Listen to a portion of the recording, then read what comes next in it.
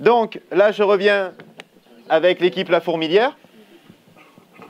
Alors, bien sûr, comme son nom l'indique, La Fourmilière ont travaillé pour un sujet proposé par Vinci Autoroute. Et je crois que l'idée, c'est écrit noir sur blanc.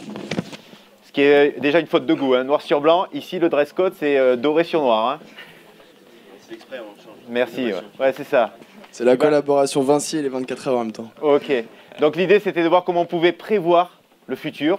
Le futur qu'on n'aime pas trop, c'est les embouteillages et le trafic sur les autoroutes.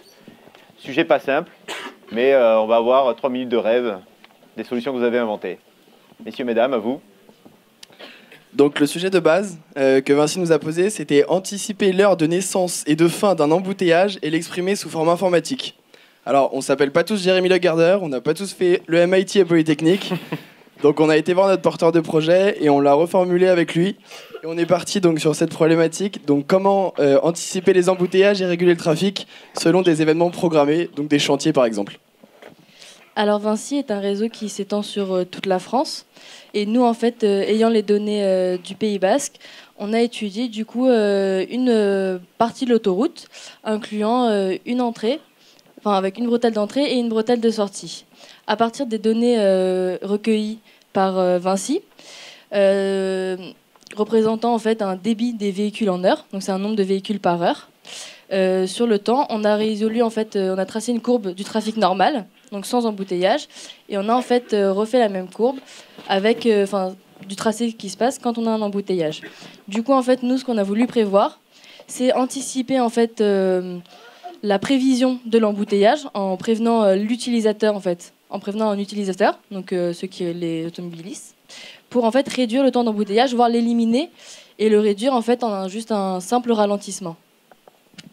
Donc pour cela, nous avons décidé d'innover en innovant sur l'application Vinci. Donc sur les facteurs de type travaux, forte affluence lors des vacances, météo, brouillard, des ralentissements face au comportement humain. On a décidé d'avertir les usagers par un message, donc une notification push sur smartphone, d'avertir le client pour l'inciter à ralentir et donc éviter un amas de voitures. Ou alors deuxièmement, suivre un itinéraire conseillé par l'application. Et donc ensuite, il faut savoir que Vinci a créé un partenariat avec Waze en 2015, donc faire un partenariat entre améliorer ce partenariat encore plus avec Waze et Vinci.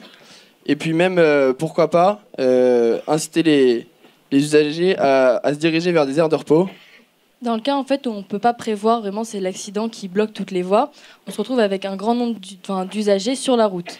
Pour en fait limiter ce nombre d'usagers, on propose d'utiliser du coup les aires d'autoroute en les rendant plus attrayantes, en proposant par exemple à Vinci de faire des partenariats avec tout ce qui est partenaires locaux, donc se redirigeant dans chaque région, pouvant ainsi aussi améliorer leur image et faire travailler vraiment chaque partie de la France.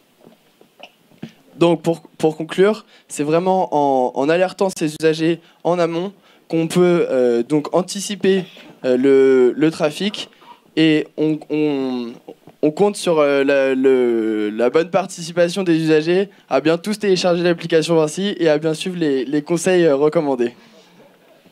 Merci. Est-ce qu'il y a une question ?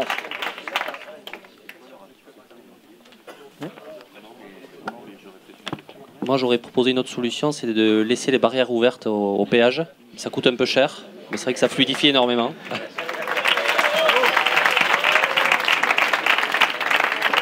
Non, j'avais quand même une question, parce que du coup, là, vous proposez une application en plus à installer. Donc, il faut que les gens installent finalement l'application de Vinci. Bon, vous avez parlé du partenariat avec Waze, mais est-ce que vous avez pensé finalement à ce que ces données-là, elles soient accessibles aux autres applications? Aujourd'hui, tout le monde a, je sais pas quoi, Google Maps, l'application iPhone, X l'application. Est-ce que vous avez pensé à ce transfert de données pour d'autres applications? Ouais, complètement. Il existe déjà aujourd'hui. Il faut savoir que Vinci, c'est eux qui alimentent Bison Futé. Donc Vinci, comme je l'ai dit, sont en partenariat avec Waze depuis l'année dernière. Et donc, nous, notre idée, c'est vraiment innover avec l'application Vinci pour anticiper cet embouteillage et non pas comme Waze, l'informer au moment où il a lieu. Et ensuite, par contre, si on part sur de la redirection, c'est du coup utiliser Waze. Jackie ? Alors, Moi, j'ai pas du tout compris la notion de l'anticipation et de l'information que vous allez faire passer. Si à un moment donné, je décide de m'en aller, ça veut dire que je regarde l'appli avant, je la regarde pendant, je me rends compte 2 heures avant qu'il va y avoir un accident.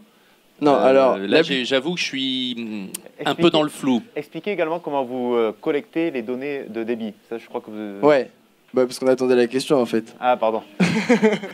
Non, alors l'application, vous l'utilisez, elle est lancée sur votre smartphone quand vous conduisez. Vous recevez une notification donc, qui vous avertit. Et donc en fait, cette anticipation, nous, elle est calculée sur l'application grâce à une information qui est recensée suite à une détection de vitesse anormale, et cela grâce à des boucles d'induction qui sont placées, donc il faut savoir, dans les autoroutes, en moyenne tous les 10 km. Donc du coup, Vinci connaît la vitesse de toutes les voitures, de tout type de voiture, et donc c'est grâce à cette détection de vitesse que on peut anticiper un embouteillage et donc vous avertir, vous, avant que vous soyez dans cet embouteillage.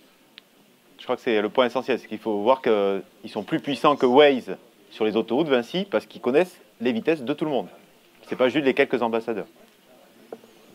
Donc en fait, par rapport à Waze, c'est ça, c'est ce que vous proposez, en fait, c'est un service plus fin que ce que fait Waze, parce qu'aujourd'hui, Waze le propose déjà. Oui. Bien sûr, parce que Waze, c'est une communauté de Wazers qui vont informer en temps réel, eux, sur leur smartphone.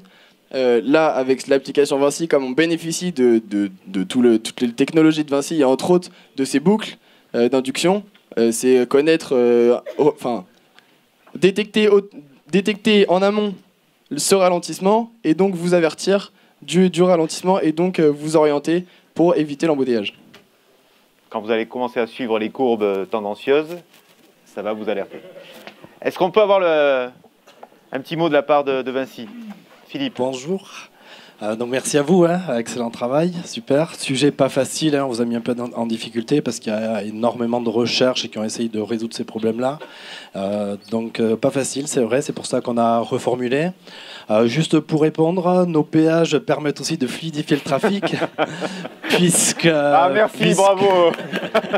puisqu'on égrène le trafic. Donc c'est une donnée entrante aussi, c'est-à-dire qu'en égrénant le trafic, on favorise l'écoulement plutôt que tout le monde arrive en masse.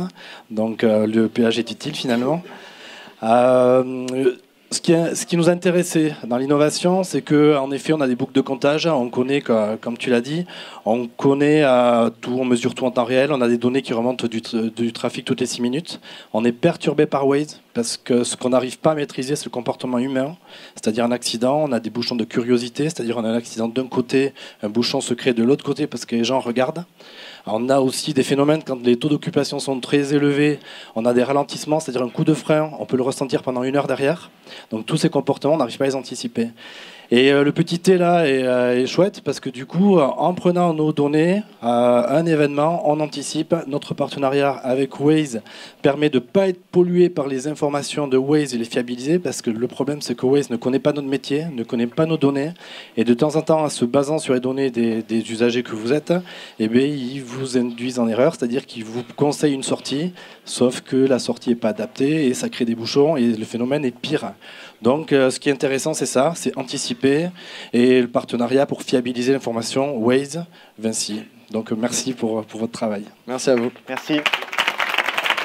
Et pour encore plus inquiéter Joannet, il faut savoir que les péages localement vont augmenter puisque Vinci a été sponsor des 24 heures, donc forcément, ils vont répercuter ça sur les prix. Mais moi, je les remercie parce que finalement, c'est bien que tout le monde paye un peu pour les 24 heures.